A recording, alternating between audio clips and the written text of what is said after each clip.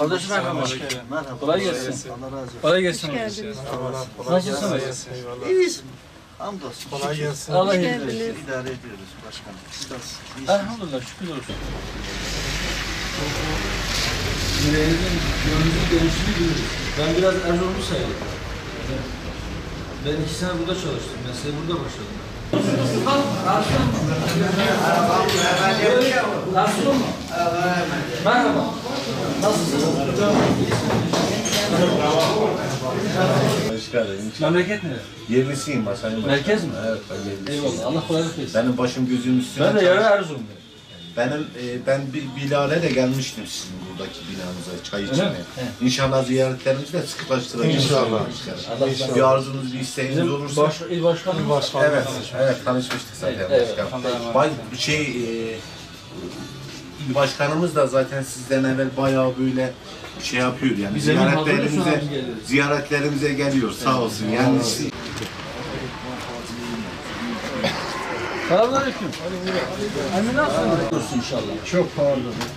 Evet. O yüzden bıraktım. Kaç yıldır bu işi yapıyorsun? 65. 65 yıl bu işi yapıyorsun. 65 yıl sonra bıraktın. Bıraktım. Ne yapalım başkanım? 65 yıllık arkadaşından ayrılmak zor olsa gerek. Ya geceler rüyamıza giriyor başkanım.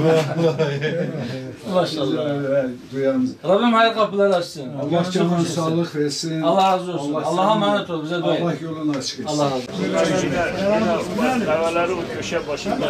Devam ediyor. Emekli maaşı olmayan var. Yaşlanmış ama maaşı atmayan var. Sadece yaşlılık aylığına kalan var değil mi?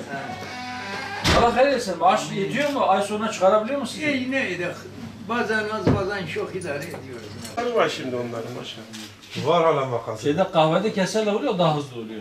O serisini yapan yani becerebilen. Evet, Normalde herkes yapamıyor. Evde makas da olur. Makas. Evet. Nasıl işler? Ya ne durumda? Yağlar iyi değil. Bu ara mandıra yağı çalışıyoruz. Köy yağları biraz pahalı. Ne kadar olmuş mesela? 120-130 civarı. 120-130.